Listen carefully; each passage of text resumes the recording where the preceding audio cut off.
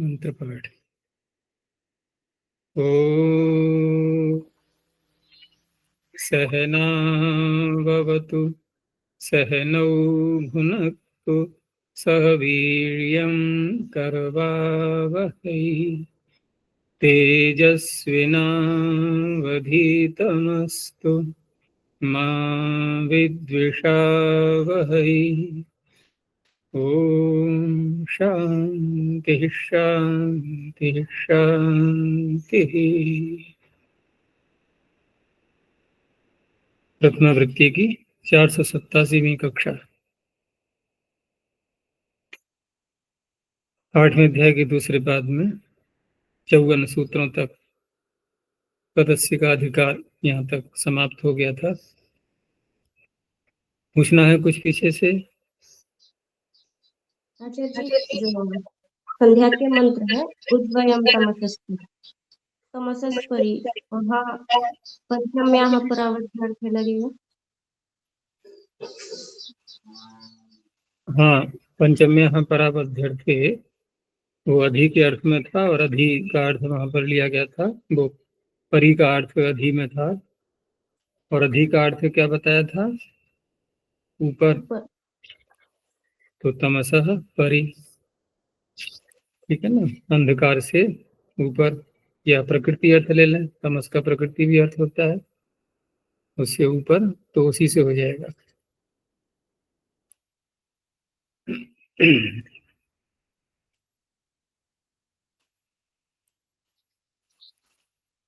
चलो आगे देखते हैं। अब तो यहां से अब अपदांत का प्रकरण चलेगा। अपदान्तस्य मूर्धन्यः, अपदान्तस्य षष्ठी क्वचनान्तं मूर्धन्यः प्रथमै क्वचनान्तं। पदस्य अंतः पदान्तः, पद का अंत अब तक हम लेते चले आ रहे थे। तो न पदान्तः अपदान्तः, किसका बनेगा विशेषण? सकार का है। मतलब अधिकार जो भी आगे जा रहा है, जहां जहां सूत्र में जाएगा, जहां जहां तक सहे साढ़ सह से सह की अनुवृत्ति जाएगी, वहां उसका बन जाएगा विशेषण। और अब और क्या, ये क्या बताऊं?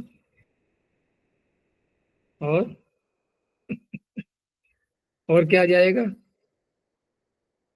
देखो, अगर यही बात होती कि केवल सकार ही आगे जाएगा और उसी का बनेगा ये विशेषण, यदि ऐसा मान लेते हैं हम, तो पाणिनि यहाँ पर मूर्धन्य बोल रहे हैं या कि सीधे ही शह बोल दें? कौन से में लाघव है? सीधे शह कह सकते हैं ना, अपदान्तस्य शह, ठीक है ना, अधिकार चलेगा और सकार के स्थान पर आगे से प्रारंभ हो जाएगा। फिर भी मूर्धन्य बोला है, तो इसका तात्पर्य है कि और भी कोई ऐसा वर्ण आगे आने वाला है जहां पर मूर्धन्य उसको करना है और वो सकार होगा नहीं। इणः शीध्वम लुंगलिटाम धोंगा, ये भी तो आएगा, वहां धकार है। अब यहाँ यदि शह बोल देंगे तो धकार को भी शकार ही होगा। फिर तो वहां थोड़ी जाएंगे स्थानीय अंतरतमा के पास में, वो कहेगा तुमने पहले निश्चय कर लिया है, मेरे पास क्यों आए हैं? जब पहले ही निश्चय कर लिया कि धकार के स्थान में करना है, तो मैं छटनी करूं तो करूं कहां से? तुम तो एक ही लेकर के आए, धकार। अब इसमें से क्या छांटेंगे हम कि नहीं वो अंतरतम देखना है? तो क्या देखें अंतरतम, जब धकार के स्थान में करना है और मूर्धन्य करना है? क्योंकि जब हम शह बोल देंगे तो मूर्धन्य तो बोला नहीं, वहां शकार बोल दिया तो शकार ही तो होगा फिर, इसलिए यहाँ मूर्धन्य बोल दिया। ठीक है ना, अपदान्तस्य मूर्धन्य।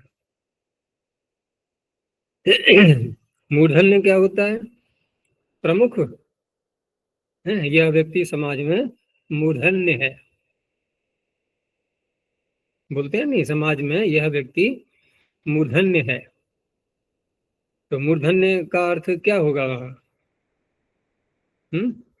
जैसे हमारे शरीर में मूर्धा उच्च स्थान पर है, तो वह भी ऐसे ही उच्च स्थान पर है, ठीक है ना, समाज के अंदर। लेकिन यहाँ पर हम लेंगे उच्चारण की दृष्टि से कि मूर्धनि भवः, मूर्धन्यः दन्ते भवः, दन्त्यः कंठे भवः, कंठ्यः। इस तरह से मूर्धा से बोला जाने वाला वर्ण वो चुनना है, वो चाहे सकार के स्थान में हो या धकार के स्थान में हो, जैसा भी आगे कहा जाएगा। तो शरीर का अवयव है, शरीरावयव से यह प्रत्यय हो चुका है। तो आपाद परिसमाप्ते है, अपदान्तस्य मूर्धन्यः आदेशो भवति इत्यधिकारो वेदितव्यः। तो ये अधिकार सूत्र है, विधि सूत्र नहीं है।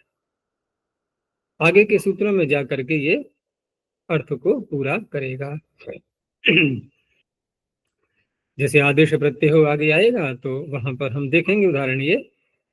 तो वहां शिशे च सुश्वाप, ये शिशे च कहीं कहीं पाठ शिशेव ऐसा भी मिलता है, लेकिन वो सेव धातु को फिर हम परस्मी पद में मान करके ही बना पाएंगे। वैसे तो आत्मपद में आती है ना, सेवते सेवेते सेवंते, शेवरी सेवन, लेकिन परस्मी पद का भी मिलता है इसका प्रयोग छंद में। तो ब और च में अंतर क्या है, वो जरा सा एक रेखा सी थोड़ी सी बढ़ा दो तो च बन जाता है, उसको हटा दें तो वकार बन जाता है। तो शिशेच और शिशेव में कोई ज्यादा अंतर नहीं दिखाई देता है। कभी कभी कभी कभी छपाई हल्की आती है तो वो चकार पूरा ना आकर के वकार जैसा दिखाई देता है। तो इस तरह से ये पाठभेद हो जाते हैं कभी कभी। और कालांतर में जो आगे ग्रंथ छपते हैं वो देखते हैं पीछे का, वो नहीं, या किसी की दृष्टि मंद है थोड़ी सी, या चश्मा अच्छे नंबर का नहीं लगा हुआ है, तो वो चकार वकार दिखाई देने लगेगा। लेकिन शिशेच ज्यादा संगत है, क्योंकि शिष्ट धातु का तो पता है स्पष्ट, परस्मी पद की है। तो श्वाप अग्निशु वायुषु।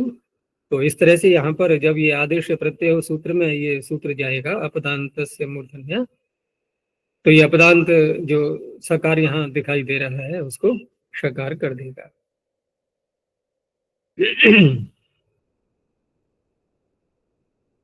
चलो आगे देखते हैं अब। सहेह साढ़ह सह, सहेह षष्ठी क्वचनांतम, सही मान करके एकार उच्चारण के लिए। साढ़ह षष्ठी क्वचनांतम, सह षष्ठी क्वचनांतम। अब ये सूत्र क्या कह रहा है, ये एक सामान्य सूत्र है। सामान्य इसलिए केवल एक सह धातु से बने हुए साढ़ शब्द को ही ले रहा है, कोई बहुत व्यापकता इसकी नहीं है।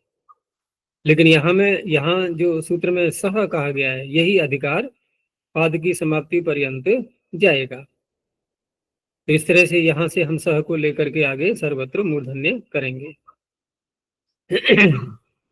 तो सूत्र में षष्ठंत पद हैं सारे, तो सहेह बन जाएगा ये, साढ़ह ये दोनों में सप्तमी आ रही है, तो इसका बनेगा विशेषण, यानी कि सहेह साढ़ह, अर्थात सहेर धातुर यद साढ़ रूपम वर्तते तस्य सकारस्य मूर्धन्यादेशो भवति। सह धातु का जब साढ़ रूप बन जाएगा, अब साढ़ में दो बातें हैं, एक तो सह धातु से बना हुआ है ठीक है, लेकिन सह धातु से बना हुआ है तो मूल शब्द को पकड़ते ना, कृदंत में क्या बनेगा, साह, बस यही तो बनेगा। हकार को ढकार कैसे कर लेंगे जब तक कि हम स्वाद्युत्पत्ति नहीं करेंगे। जब तक स्वाद्युत्पत्ति नहीं होगी, पद संज्ञा नहीं होगी, पदांत में नहीं आएगा, तो होढ़ कैसे लगा लेंगे, ठीक है ना। होढ़ लगाएंगे, फिर झलाम जशोंदे लगाएंगे, तब जाकर के ये डकार बनता है।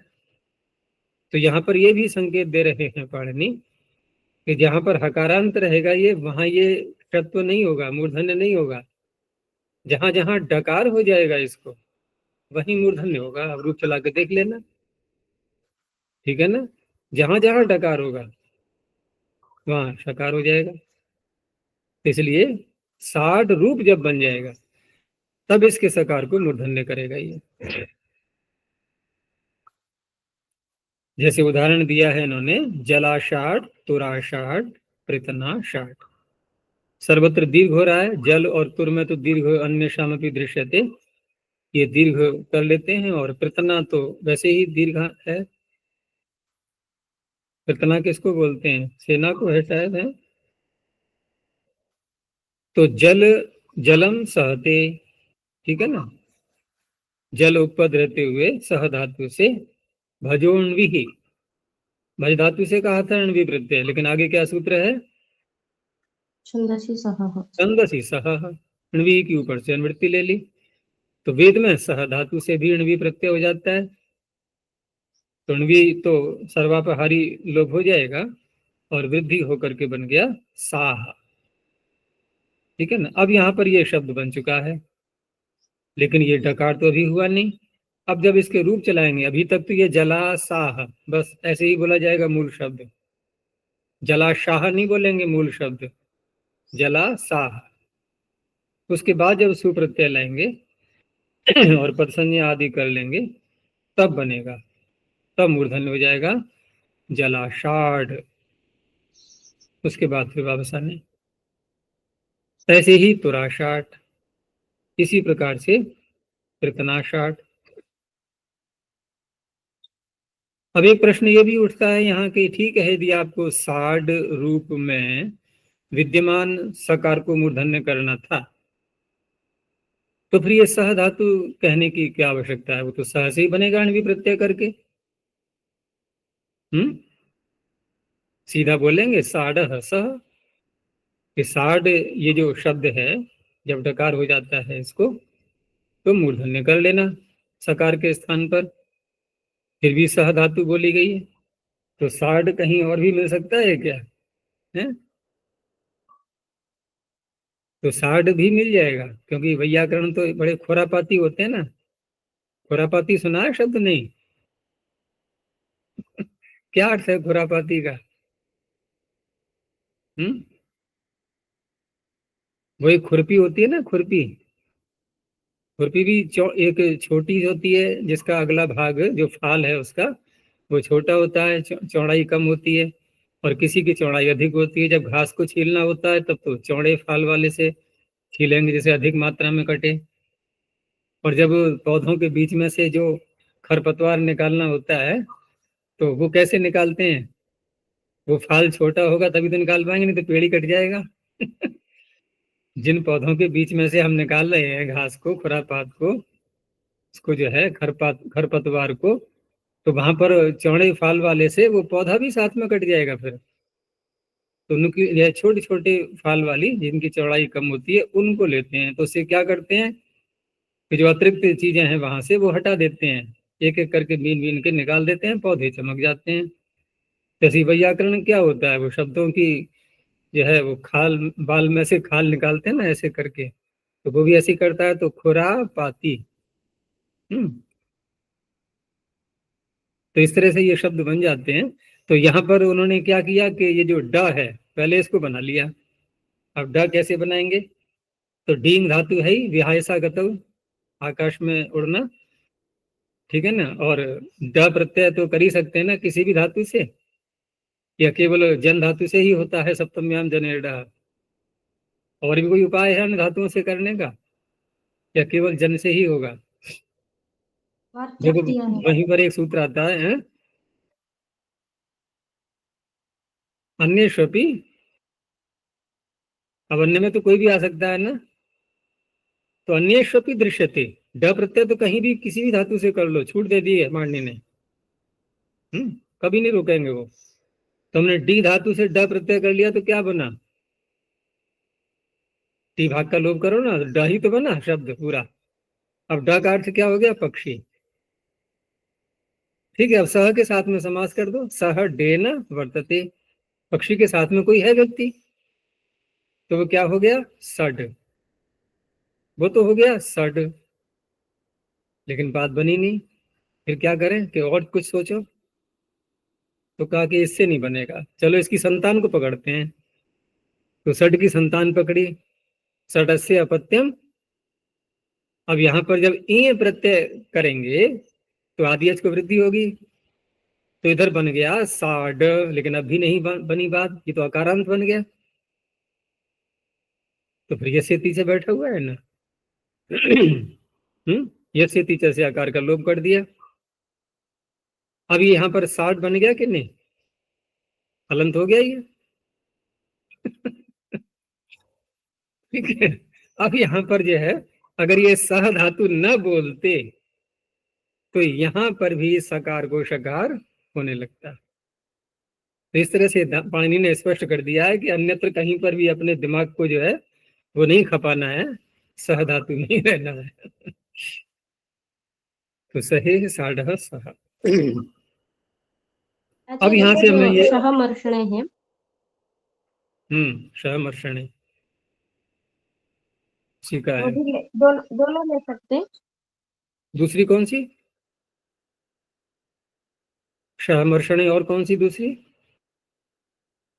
सह सूचक के अर्थ है, दिवाली वाले। नहीं, उसका प्रयोग इस अर्थ में ऐसे नहीं आएगा, ये सहते अर्थ में ही लेना है, उसका तो नहीं स्वीकार किया गया है। क्योंकि जो यहाँ पर भजोन भी छंदसी सह, अब क्योंकि छंद में हो रहा है ये, तो छंद में तो हम अर्थ के अनुसार चलेंगे ना। तो वहां पर जब अर्थ जो शब्द के आ रहे हैं वो सहन करने वाला वही धातु के अर्थ वहां पर निकल रहे हैं। हाँ, यदि लोक में होता तो विचार करते कैसे कैसे प्रयोग मिलता है, कौन सी धातु ली जाएगी। तो सह धातु ही है वो छंदसी सह सूत्र में, सह मर्षणे वाली। चलो, तो यहां से अब सह शब्द आगे चल पड़ा, ये भी पाद के अंत तक जाएगा। और सकार इसमें जो सामने अ है उच्चारण के लिए है, तो सकार मात्र लेना है। अब सूत्र आया आगे, इनको हो, ये भी अधिकार सूत्र है। अभी विधि सूत्र नहीं आया, विधि सूत्र तो यही था केवल सहे साढ़ सह एक शब्द बनाने के लिए।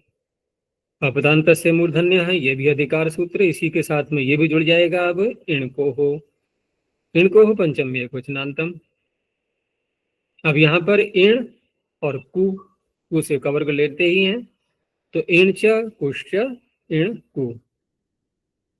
अब ये कौन सा द्वंद्व करें, इतर इतर करते हैं तो ये इण को नहीं बन पाएगा, फिर क्या बनेगा, इण क्वो हो, भान वो हो। तो समाहार करना होगा। अब समाहार करते हैं तब भी समस्या है, फिर क्या बनना चाहिए, मधुनः बनता है ना, नपुंसकलिंग होता है समाहार तो इण को न, न इधर से बात बनी ना उधर से बात बनी, तो कोई बात नहीं है। ये वो ऋणाकों में भी ये समस्या आई थी ना, ये वो हो, यू और वू, वहां भी वू था, यहाँ कु है, वहां वू है। तो यहाँ ये वो हो, वहां ये वो था, यहाँ इण को हो, है एक सा नहीं है दोनों में। तो देखो, मानेंगे तो समाहार ही, लेकिन समाहार को पुल्लिंग के रूप में ले लेंगे, और समाहार को पुल्लिंग के रूप में ले लेंगे, इसके संकेत पाणिनि के सूत्र में ही प्राप्त हो जाते हैं। पीछे बताया था ना कि पुल्लिंग का उन्होंने प्रयोग किया, एक वचन का प्रयोग किया और समाहार द्वंद्व किया था। तो ऐसे प्रयोग मिलते हैं पाणिनि के, वो सूत्र ध्यान से हट गया मेरे अभी। तो इस तरह से जी, ऊकालो झ्रस्व दीर्घ प्लुतः। हाँ, ऊकालो झ्रस्व दीर्घ प्लुतः, तो वहां एक वचन का प्रयोग किया गया था, तैसे यहाँ पर भी है।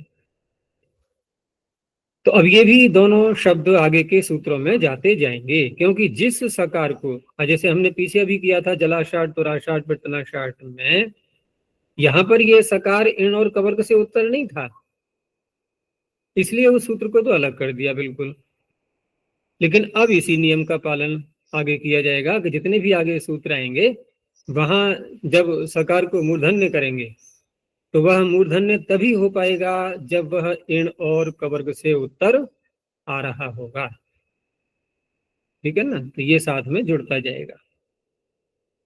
तो इतः अग्रे वक्ष्यमाणानि कार्याणि इण कवर्गाभ्याम उत्तरस्य भवन्ति इत्यधिकारो वेदितव्यः आपाद परिसमाप्ते है। दूसरा यहाँ पर जो इण प्रत्याहार है, ये णकार, क्योंकि दो णकार आते हैं प्रत्याहार सूत्रों में, तो ये पर णकार लण सूत्र के णकार से गृहीत होगा। ठीक है ना। तो उदाहरण यहाँ भी उसी प्रकार से हैं, शिशे च सुष्वाप अग्निशु वायुषु आदि, जो कि अगले सूत्र के उदाहरण बनेंगे। ये तो अधिकार सूत्र है, आगे जा करके ये चरितार्थ हो जाएंगे दोनों सूत्र, अपदांत से मूर्धन्य और इनको हो। अभी भी अधिकार की परंपरा समाप्त नहीं हुई, एक और सूत्र आगे आया, नुम विसर्जनीय शर व्यवायिपी। ये सारी व्यवस्थाएं पहले से की जा रही हैं सब। तो नुम विसर्जनीय शर व्यवाये सप्तमे कुशनांतम अपि अव्ययपदम। जहां नकार को नकार करते हैं वहां पर भी ऐसे ही कुछ व्यवधान स्वीकार किए गए हैं, आगे आएगा। ठीक है ना, कौन सा सूत्र होगा वो, अट उपवांग नुम व्यवायिपी। ठीक ऐसे ही ये है, नुम विसर्जनीय शर व्यवायिपी। तो नुम च विसर्जनीयश्च शर च। ठीक है ना। अब यहाँ पर कोई ये भी कह सकता है कि नुम आपने लिया है, लेकिन नुम कभी भी नुम के रूप में तो रहता नहीं, वो नकार के रूप में वो तो अनुस्वार बन जाता है। जहां जहां भी जितने प्रयोग आएंगे वहां सर्वत्र नुम क्या बन जाएगा, अनुस्वार। अनुस्वार क्या है, अयोगवाह। ठीक है ना। और अयोगवाह होने से पूरे प्रत्याहार सूत्रों में उसको स्वीकार कर लेते हैं, तो शर के अंतर्गत भी आ जाएगा। है ना। तो शर व्यवाय कहने से अनुस्वार भी ले सकते हैं कि नहीं, विसर्जनी भी ले सकते हैं। विसर्जनी भी पढ़ा हुआ है सूत्र में अलग से। तो विसर्जनी अलग से पढ़ा है, तो यही संकेत दे रहा है कि यहाँ अनुस्वार को भी हम शर में नहीं लेंगे, इसलिए फिर उसको अलग से पढ़ा। दूसरा एक कारण ये भी है मुख्य, कि अनुस्वार नकार का भी होता है, मकार का भी होता है। ठीक है ना। हमें नकार यानी कि नुम के नकार का जब अनुस्वार होगा उसी को लेना है। तो यदि हम यहाँ नहीं बोलेंगे नुम को तो वो नहीं ग्रहण हो पाएगा। तो नुम व्यवाये, अब यहाँ अपी जब लगाते हैं तो पीछे भी ये शैली देखी है हमने, अपी लगाते हैं तो इसका तात्पर्य क्या होता है कि इनके होने पर भी, इनके न होने पर भी। क्योंकि पीछे कहा था इण और कवर्ग से उत्तर, तो इण और कवर्ग से उत्तर तो फिर अव्यवहित ही आना है ना। तो अव्यवहित तो हो ही रहा था, लेकिन इसने कहा कि व्यवधान यदि करना है तो इनके व्यवधान होने पर भी आपको करना होगा। ठीक है ना। अब इनके विधान होने पर भी करना होगा तो अपी लगा दिया, नहीं तो क्या बनता उसका, फिर ये एक नियम बन जाता कि यदि आपको इन और कवर्ग से उत्तर करना है तो इनके विधान होने पर ही करना है, फिर ये अर्थ निकलता, इसलिए अपी लगा दिया। तो नुम विवाहेपी प्रत्येक के साथ जुड़ जाएगा ये, विसर्जनीय विवाहेपी, शर विवाहेपी, इनको और उत्तर से सकार से मूर्धन्यादेशो होती। तो सूत्र तो आगे वाले ही लगेंगे, आदेश प्रत्ययों के ही बन रहे हैं सारे उदाहरण ये। तो वहां सर्पिंशी, यजुंशी, हविंशी, इन सभी उदाहरणों में सर्पिश, यजुष, हविष नपुंसकलिंग के शब्द हैं ये। तो जस शुहसी जैसे लाएं या शस लाएं, ठीक है ना। तो वहां पर शी आदेश होकर के सर्वनाम स्थान बन जाता है, तो नमागम तो होना ही है। किससे, झलनत है ना ये, नपुंसकस्य झलचः। अब नमागम हो गया तो उसको नकार की उपधा को, सकारांत शब्द के सकारांत अंग के नकार की उपधा को, शांत महतः संयोगस्य, उसकी उपधा को दीर्घ हो जाएगा। ठीक है ना, नकार को अनुस्वार हो गया। अब यहाँ पर हम इण और कवर्ग, तो इण के उदाहरण हुए ये। तो सर्पिश, यजुष, हविष सभी में हम इण देख रहे हैं, लेकिन उसके आगे आ गया है अनुस्वार, उसके आगे है फिर ये सकार। तो अनुस्वार के निकनुम के व्यवधान होने पर भी सकार को शकार हो गया, सर्पींश, यजुंशी, हवींशी।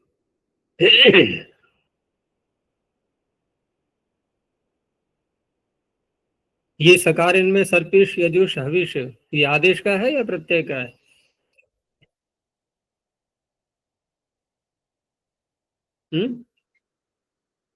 प्रत्यय।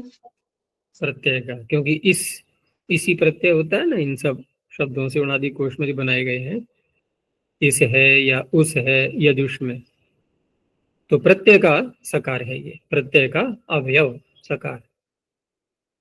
यहाँ ये भी ध्यान रखना होता है कि जब हम आदेश और प्रत्यय बोलते हैं तो सामान्य रूप में क्या बोल देते हैं, आदेश का सकार, प्रत्यय का सकार। चलो चर्चा इस पर अगले सूत्र में ही करेंगे जब आएगा तब।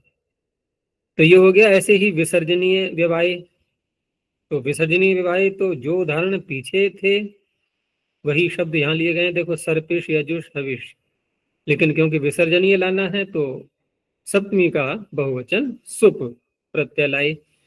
अब सुप प्रत्यय लाए तो वहां खरवसान और विसर्जनीय से तो हो गया था विसर्जनीय, फिर विसर्जनीय से सह आया, वो सकार करने लगा। फिर वाशरी, तो वाशरी से क्योंकि विकल्प रखा गया है शर पर रहते, तो जिस पक्ष में विसर्जनीय रहेगा, ठीक है ना, उस पक्ष में विसर्जनीय का विधान स्वीकार कर लिया तब भी मूर्धन्य हो जाएगा। और जिस पक्ष में सकार कर लेंगे हम, वाशरी से विकल्प से हो रहा है, तो उस पक्ष में शर का विधान स्वीकार कर रहे हैं इस सूत्रकार, तो वहां भी मूर्धन्य हो जाएगा। दोनों ही स्थलों पर हो गया देखो मूर्धन्य, एक स्थान पर विसर्जनीय का विधान होने पर, दूसरे स्थान पर शर का विधान होने पर। सर्पिषु, यजुषु, हविषु।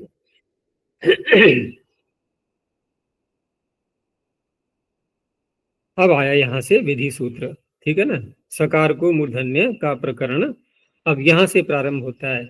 सही साढ़ा स को अलग कर दें यदि, तो यहां से मुख्य प्रकरण ये प्रारंभ हो रहा है।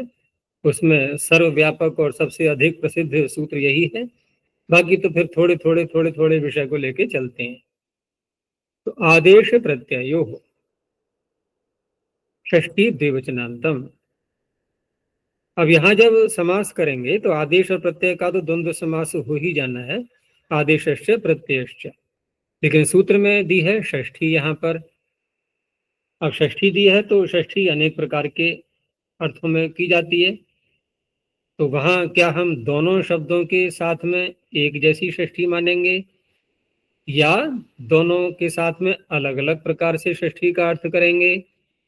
तो यहाँ बहुत सारे पक्ष मान करके विचार किए गए हैं। हम उन ज्यादा अधिक सारे पक्षों पर विचार नहीं करते, हम जो एक निष्कर्ष के रूप में जो पक्ष स्वीकार किया गया यहाँ पर, ठीक है, उसको यहाँ पर ले लेते हैं। अनेक पक्ष कैसे हो सकते हैं? तो 4 पक्ष हो सकते हैं यहाँ पर। अगर संक्षेप में बताया जाए कि जैसे आदेश, एक तो होती है अवयव षष्ठी, ठीक है ना, अवयव षष्ठी होता है ना, जैसे आदेश का अवयव सकार, तो और भी वर्ण साथ में होंगे तभी तो बनता है अवयव। प्रत्यय का अवयव सकार, एक ये पक्ष हो गया। दूसरा हम ऐसे बोलते हैं कि वही आदेश है वही सकार है, ठीक है ना, वही आदेश है वही सकार है, और वही प्रत्यय है वही सकार है, तो अब दूसरा तो वर्ण नहीं आ सकता ना उसमें, ये भी पक्ष स्वीकार नहीं है, पहला भी पक्ष स्वीकार नहीं है। अब तीसरा पक्ष क्या होता है? अभी हमने कौन से बोले 2 पक्ष, आदेश का अवयव सकार, प्रत्यय का अवयव सकार, फिर आदेश रूपी सकार, ठीक है ना, प्रत्यय रूपी सकार, दोनों में एक रूपता रखी है हमने इन दोनों पक्षों में। अब एक तीसरा पक्ष लेते हैं कि आदेश का अवयव सकार और प्रत्यय रूपी सकार, अब थोड़ा बदल दिया ना, ये भी पक्ष स्वीकार नहीं है, इसमें भी दोष है। अब इसको जरा उल्टा कर दो, आदेश रूपी सकार, प्रत्यय का अवयव सकार, बस यही पक्ष है, ठीक है ना, यही पक्ष निचोड़ करके हमें स्वीकार कर लेना है। बाकी फिर महाभाष्य पर करेंगे विचार चल करके कैसे कैसे कौन कौन से दोष आते हैं सब में, यही होता है महाभाष्य में मुख्य रूप से, ठीक है ना, सब चारों तरफ से खूब विचार विमर्श करके मंथन करके तब जो एक मक्खन निकल करके आता है वो हम प्रथमावृत्ति में पढ़ लेते हैं, लेकिन मक्खन निकला कैसे, वो विधि फिर महाभाष्य में सीखी जाएगी तो अब यहां जब जैसे मैंने कहा कि आदेश रूपी सकार, तो अब इससे स्पष्ट हो गया ना कि अन्य कोई अवयव अन्य कोई वर्ण नहीं होना चाहिए। बस जिस सकार को हम आदेश कह रहे हैं वो एक अकेला होना चाहिए, और प्रत्यय का अवयव सकार। अब प्रत्यय के अवयव सकार में कभी कभी ऐसी स्थिति मिलती है कि जहां केवल एकमात्र वर्ण ही मिलता है हमें, तो वहां एक परिभाषा काम करती है ना, व्यपदेशीवत भाव कर लेते हैं। व्यपदेशीवत भाव अर्थात जैसे अनेक वर्णों के होते हुए एक अवयव का व्यवहार कर रहे हैं, तो एक में भी वैसा व्यवहार कर लेंगे, तो वहां ऐसे कर लेंगे। लेकिन जहां पर अनेक वर्ण आ रहे हैं और उनमें से एक उसका अवयव लिया हमने, ठीक है ना, और अगर हम प्रत्यय रूपी बोल देंगे तो नहीं बनेगी बात वहां पर, तो उसका ग्रहण नहीं कर सकते। और प्रत्यय का अवयव बोल देंगे तो व्यपदेशीवत भाव से एक में भी कर लेंगे और बहुतों में से एक में भी कर लेंगे। लेकिन आदेश में ये नियम रहेगा कि वहां पर आदेश रूपी सकार ही लेना है, एकमात्र सकार बस। तो इण कवर्गाभ्याम उत्तर से, पीछे के अधिकारों का हमें ध्यान रखते हुए चलना है। ये इण और कवर का हो गया, इण को का अधिकार इण कवर्गाभ्याम उत्तरस्य। आदेश यह सकार है, देखो अर्थ में दे दिया है इन्होंने, आदेश यह सकार, और प्रत्यय से च यह सकार, आगे षष्ठी प्रत्यय से में प्रत्यय का जो सकार वो अवयव के रूप में आएगा। तस्य मूर्धन्यादेशो भवति संहितायाम, ठीक है। और अपदांत से तो बिना सोचे समझे लगाते ही रहना, कोई अंतर नहीं पड़ता उसमें, हर अर्थ में उसको जोड़ने की बार बार आवश्यकता नहीं है। अर्थात जहां जहां भी मूर्धन्य होगा वो सर्वत्र सकार कैसा मिलेगा हमें, अपदांत, ठीक है, पद के अंत में नहीं होगा वो।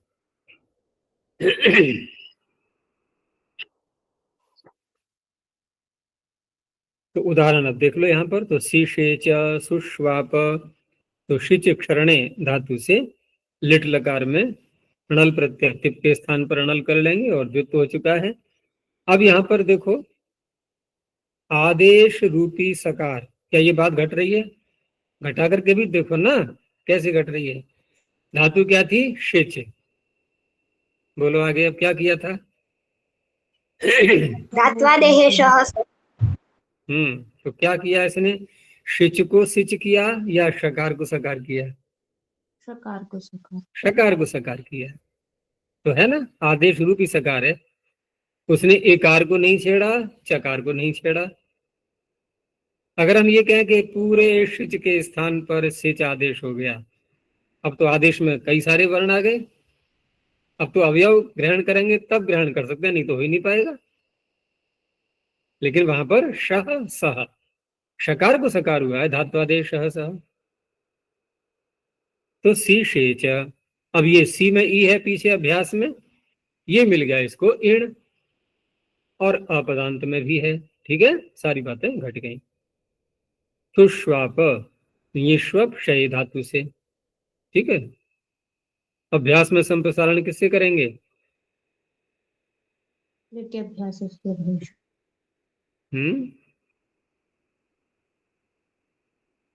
हाँ, लिट्यभ्यास भैशाम, तो ठीक है ना, यहाँ पर सु अभ्यास में संप्रसारण हो गया है।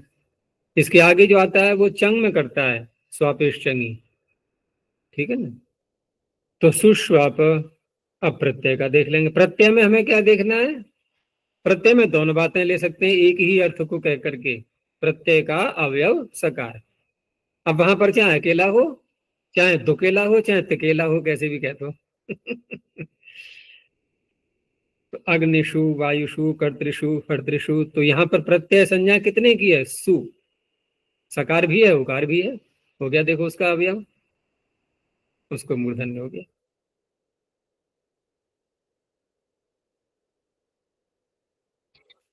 चलो आगे देखो, शासी वसी घसी नाम से। अब ये सूत्र क्यों बनाया जाएगा, पता लग रहा होगा क्यों रचना की गई इसकी?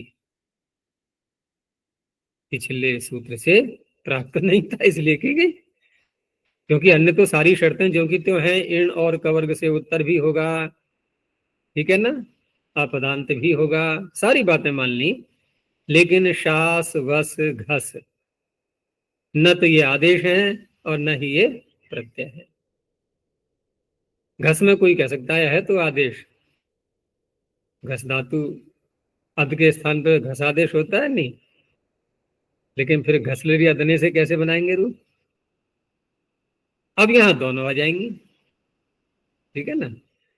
तो अनादेशार्थम वचनम, ये अनादेश के लिए है। तो शासी वसी घसी नाम षष्ठी बहुवचनांतम च व्यापदम। शासु अनुशिष्ट है और वस निवासे और घसलरी अदने, और आदेश वाली भी ले लेंगे। तो शासी वसी घसी इत्यतेषाम सकारस्य इणकोर उत्तरस्य मूर्धन्यादेशो भवति। लिख दिया है आगे अनादेशार्थम इदम सूत्रम, आदेश था ही नहीं इनमें कोई भी। तो इस तरह से शास धातु से बनाया गया अन्वशिषत। तो अन्वशिषत में यहां पर शासु अनुशिष्ट धातु से लुंग लकार लाएंगे, ठीक है ना।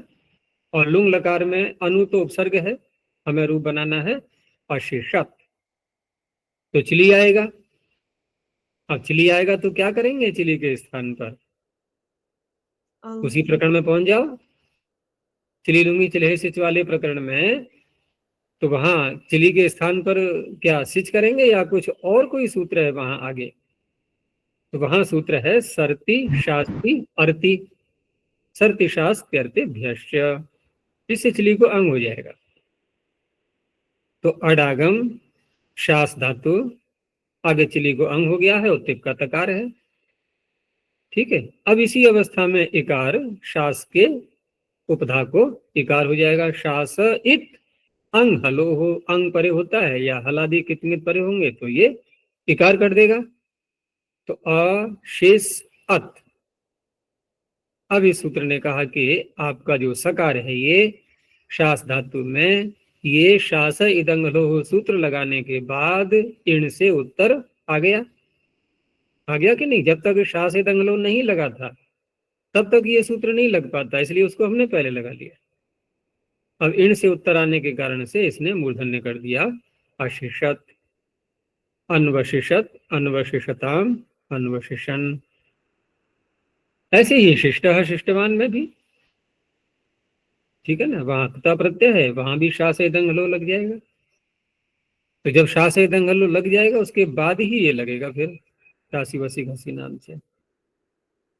बस धातु का देखो, तो वस में भी निष्ठा प्रत्यय किया गया है, लेकिन वस धातु तो अनिट है, तो इडागम कैसे करेंगे?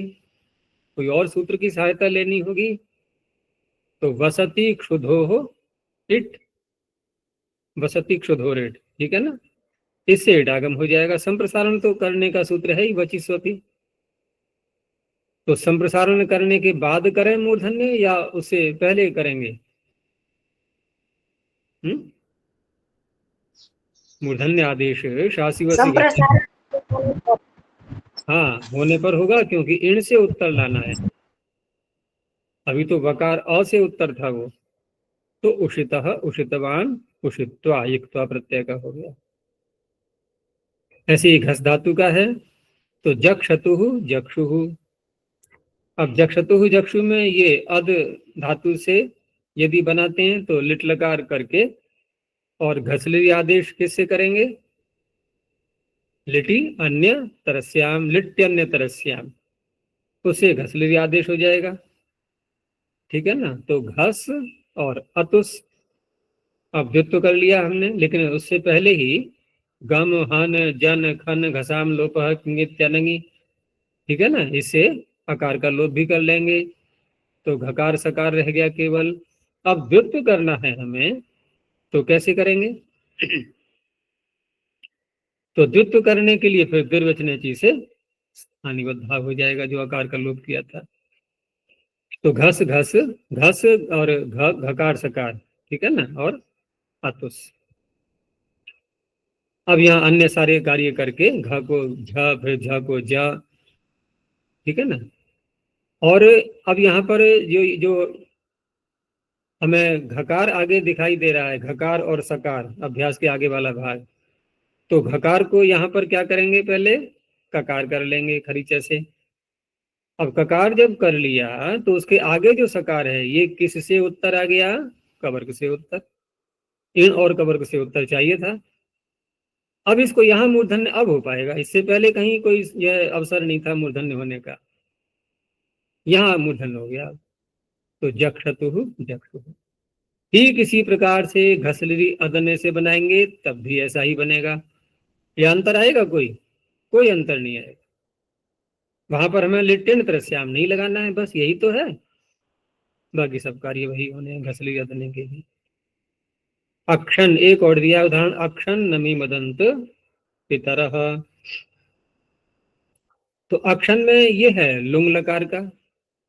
अब यहाँ पर लुंग लकार है तो अगर घसली आदेश से बनाते हैं तो बहुलम छंदसी से घसली कर लेंगे। लिट्टन त्रस्याम के आगे क्या है? बहुलम छंदसी, यही है ना? बहुलम छंदसी के आगे लिटिल है। हाँ, बहुलम छंदसी के आगे, ठीक है। तो वहां पर घसली आदेश करके अट और घस है, और आगे जब झी प्रत्यय ले आएंगे, झी को अंत आदेश करके अंत हो गया है, और संयुगांत से लोप है। लेकिन यहाँ पर जो चिली आएगा उसको भी तो हटाना है पहले। तो मंत्रे घस हुआ नश, वहां घस पहले ही पड़ा हुआ है, तो चिली तो इस तरह से भाग जाएगा। और उसके बाद फिर घसी भसोर हलीचा से घ में से आकार को भी हटा देंगे, ठीक है ना? आकार को भी हटा दिया है। तो इस तरह से यहाँ पर चर करके ककार हो गया। तो अक्षण अमी मदंत की तरह कवर्ग से उत्तर आ गया। अब ये जो अगला सूत्र आ रहा है ये, इसको भी समझना है ढंग से, और ये व्यापक सूत्र भी है कुछ, क्योंकि व्यापकता इसमें कारण बन रही है। व्यापकता में णी कहना सूत्र के अंदर, क्योंकि ण्यंत धातुएं तो बहुत होती हैं, बाकी तो एक धातु पड़ी है स्तौति, लेकिन णी भी साथ में दिया हुआ है, इससे इसकी व्यापकता हो जाती है। फिर स्तौ तीर्ण्योरेव षण्यभ्यासात्, स्तौ तीर्ण्यो षष्ठी द्विवचनान्तम एव अव्ययपदम शनि सप्तम एकवचनान्तम अभ्यासात् पंचम एकवचनान्तम। स्तौति ष्टि प्रत्यय करके इष्टो धातु का है ये, और ऋणी ले लिया है तो स्तौतिश्च ऋणिश्च। साथ में सूत्र में एव भी लगाया हुआ है। तो पहली बात तो ये प्रश्न उठेगा यहाँ पर कि इस सूत्र की आवश्यकता क्यों हो रही है? क्योंकि यदि हम जिस परिस्थिति को ले रहे हैं कि इन और कवर्ग से उत्तर, आदेश का और प्रत्यय का सकार, ये सारी बातें घट रही हैं यहाँ पर, ठीक है ना? तो इस प्रकार से हम देखें तो आदेश प्रत्यय सूत्र से ही सन के सकार को मूर्धन्य कर सकते हैं। तो जब कोई कार्य सिद्ध हो रहता है पहले से ही किसी अन्य सूत्र से, और फिर भी उसका आरंभ होता है, तो क्या बोलते हैं हम वाक्य? सिद्धे सती नियमार्थ। सिद्धे सती आरंभ नियमार्थ, सिद्धे सत्यारंभो नियमार्थ, ये वाक्य है कि सिद्ध होने पर भी यदि आरंभ किया है किसी सूत्र का तो स्पष्ट है कि कोई ना कोई नियम तो वहां पर निकल ही रहा है। अब नियम निकालने के लिए अगर दो बातें नहीं है, दो प्रकार के अर्थ नहीं निकल रहे हैं, तो नियम ऐसे ही बन जाता है। लेकिन अगर दो प्रकार के अर्थ निकल सकते हैं तो वहां पाणिनि फिर एव शब्द का प्रयोग करते हैं, और एव की लोकेशन भी सूत्र में निश्चित करनी पड़ती है, क्योंकि एव जिसके साथ में जुड़ता है, पीछे मैंने क्या बताया था, नियम उससे विपरीत का निकलता है। जैसे यहां पर शनि और स्तौतिर्ण्यो हो, ठीक है ना? तो एव कहाँ डाला? स्तौतिर्ण्यो एव के साथ में, इधर है स्तौतिर्ण्यो हो एव। तो नियम किसका बनेगा? क्षण का। कि यदि क्षण प्रत्यय अर्थात सन, और देखो सन नहीं है, शनि नहीं है, शनि है, तो इससे ये भी स्पष्ट है कि जहां स को श हो चुका हो पहले, ठीक है ना, तभी ये सूत्र लगेगा। स को श जहां पर हो चुका है। ये सा को शा करने के लिए नहीं है सूत्र, सन के सकार को मूर्धन्य करने के लिए नहीं है, ये क्या करने के लिए? धातुओं में विद्यमान जो सकार है उसको मूर्धन्य करने के लिए है। समझ आ रहा है नहीं? सन के सकार को शकार तो हो ही जाएगा सामान्य रूप से, जैसे होता है वैसे आदेश प्रत्ययों से। तो सन को क्षण कह करके भी पाणिनि ये बता रहे हैं कि जहां पर सन को मूर्धन्य आपने कर लिया है पहले, तभी ये सूत्र अपना नियम बनाएगा। ठीक है ना? कल मैंने बताया था कि एक शब्द उपचार बताया था ना, उपचार, तो क्या अर्थ बताया था उसका?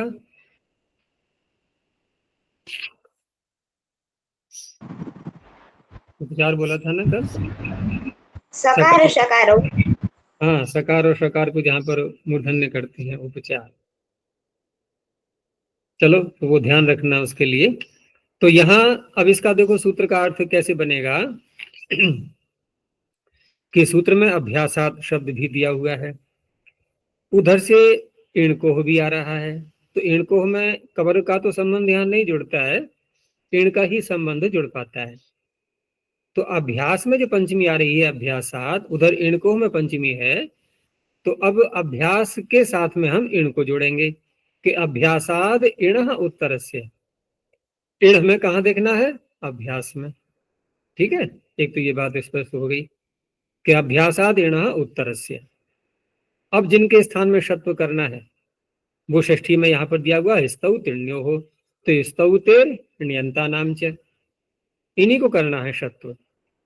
अभ्यासाद इण उत्तरस्य स्तौ तेर नियंता नाम च। परे क्या होना चाहिए? तो कहा शत्व भूते सनी परता। अगर यूं ही हम सन ले आएंगे तो नहीं, उसका शकार भी कर दिया गया हो तब होता है। तो वो जो मैं कह रहा था कि अभी उपचार तो हमने कहा था कि हम जो मूर्धन्य करते हैं सकार को और शकार को, पूर्वाचार्य है। विसर्जनीय के स्थान में जो सकार और शकार करते हैं। हाँ, विसर्जनी के स्थान पर, ठीक है। तो उसको तो कहा गया था उपचार।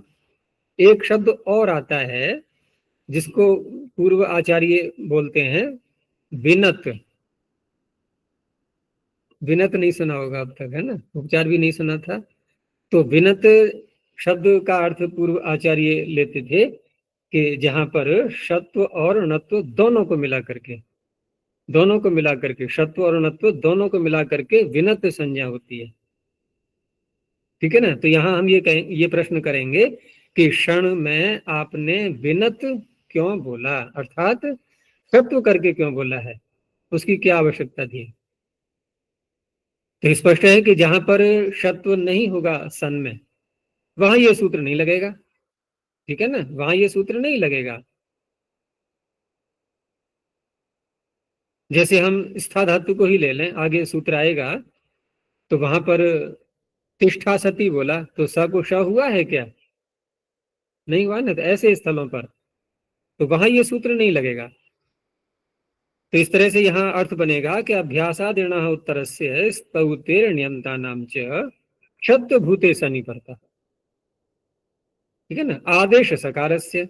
अब यहाँ प्रत्यय का भी नहीं बोल पाएंगे, एक तो है कबर की अनुवृत्ति नहीं संगत हो पाएगी, और प्रत्यय भी संगत नहीं होगा, क्योंकि धातुएं ली गई है ना सीधी। ये स्तौति धातु हो गई, उधर नियंत धातुएं हो गई, तो धातुओं का प्रत्यय का क्या संबंध है? वो तो आदेश का ही सकार मिलेगा वहां। तो आदेश सकार से मूर्धन्यादेशो भवति।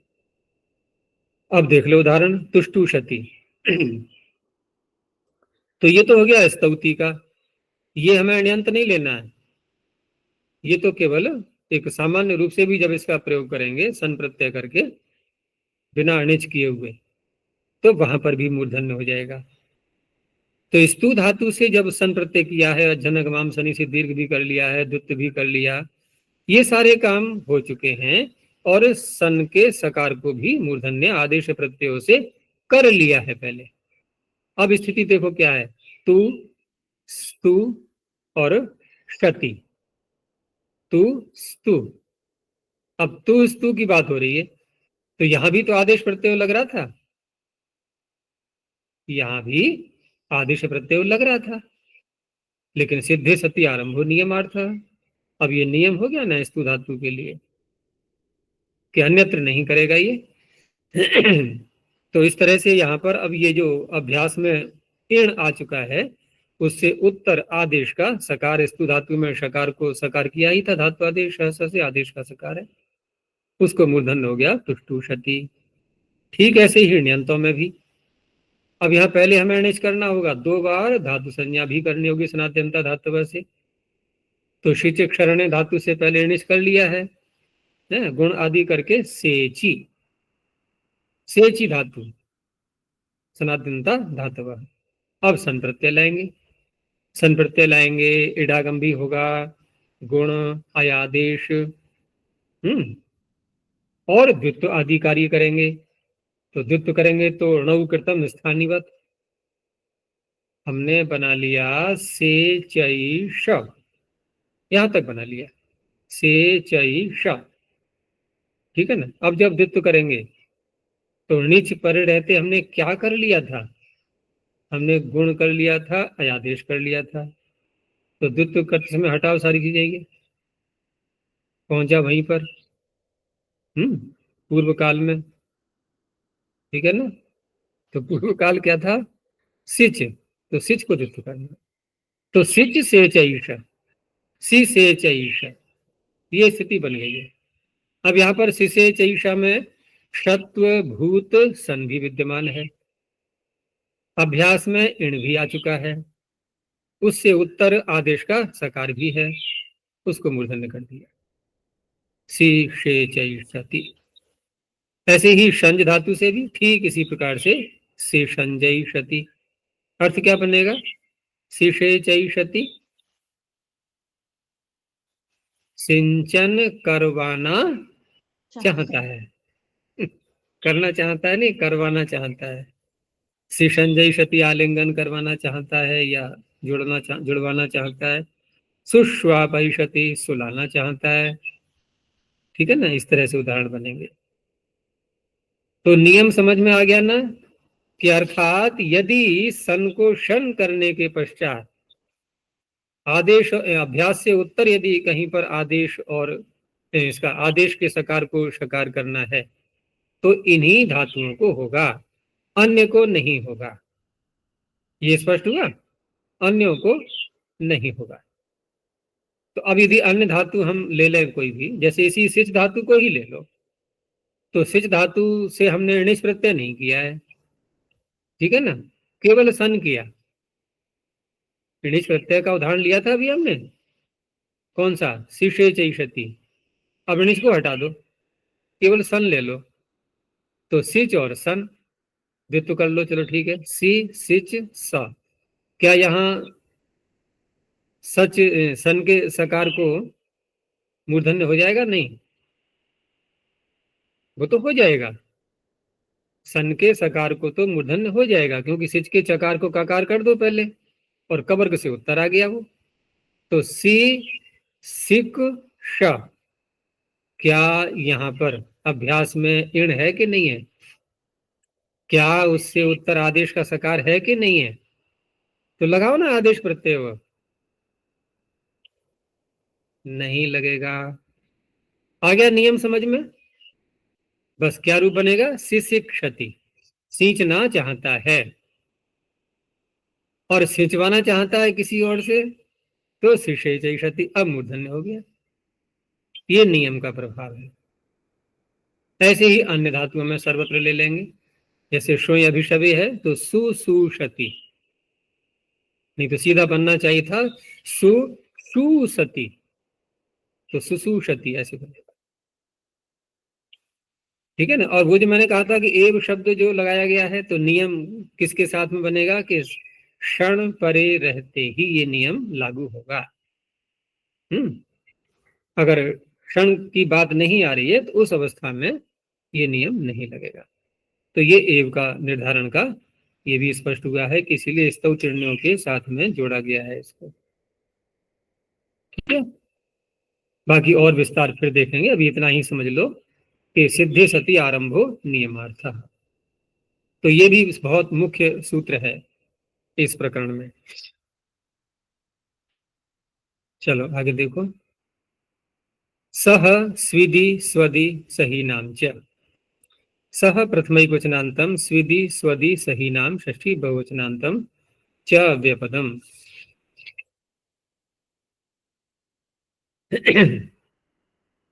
अब यहां देखो सूत्र में सह शब्द पड़ा हुआ है, ठीक है ना, और सह शब्द पड़ा हुआ है, और यहां बात क्या चल रही थी, मूर्धन्य का अधिकार चल रहा है। मूर्धन्य का अधिकार चल रहा है कि सकार के स्थान पर मूर्धन्य होता है। ये कह रहा है नहीं, सकार के स्थान पर सकार होता है, ठीक है ना, यही तो कह रहा है ये। तो इस तरह से हम यूं कह सकते हैं कि ये अपवाद है, ये सूत्र अपवाद बन रहा है। तो सूत्र का अर्थ बनेगा कि अभ्यासाद इणः उत्तरस्य, पीछे से चली रहा है ये अभ्यासात, अभ्यासात इणः उत्तरस्य स्विदि स्वदि सही इत्येतेषां ण्यन्तानां सकारस्य सकारादेशो भवति शत्रुभूते सनि परतः। तो कौन से सूत्र का अपवाद बनाइए? पूर्व सूत्र का। पूर्व सूत्र ने जो नियम ला करके हमारे सामने रखा था अभी, कि इन्हीं धातुओं के, ण्यंत धातुओं के ही सकार को शकार होगा क्षण परे रहते। तो क्षण तो यहां परे है देखो, और ण्यंत भी है। धातु क्या है? स्विद। तो स्विद से पहले णिच ले आओ, बन जाएगा स्वेदी। फिर सन ले आए, इडागम हुआ, गुण हुआ, अयादेश हुआ, स्वेदैष, यहां तक बन गया।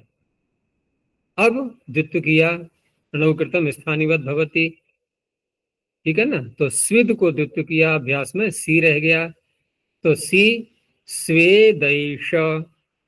अब देखो पूर्व सूत्र के नियम के अनुसार शत्वभूत सन परे है, अभ्यास में इण भी आ चुका है, आगे आदेश का सकार भी है, मूर्धन्य प्राप्ति हो रही है। इसने कहा नहीं, सकार ही रखना है बस।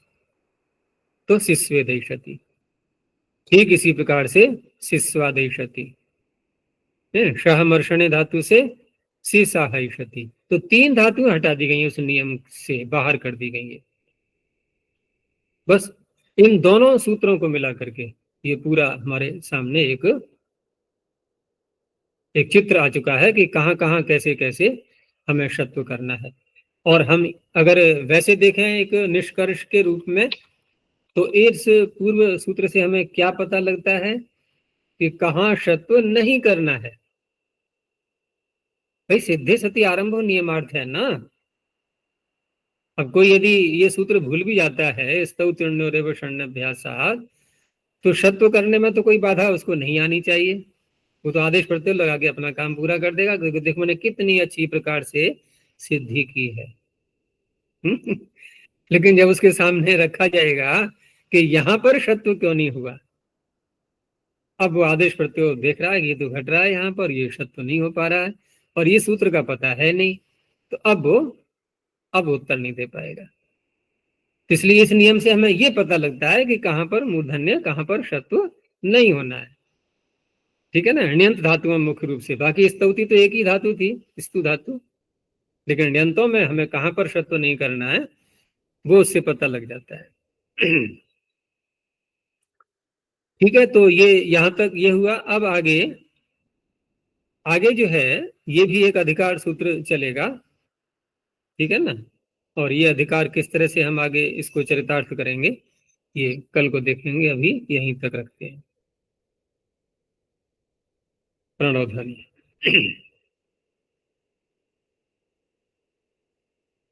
ओ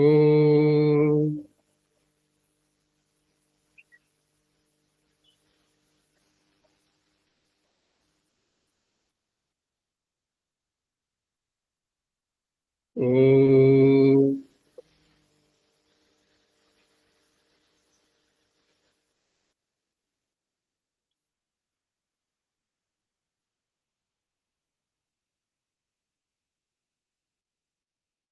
ओ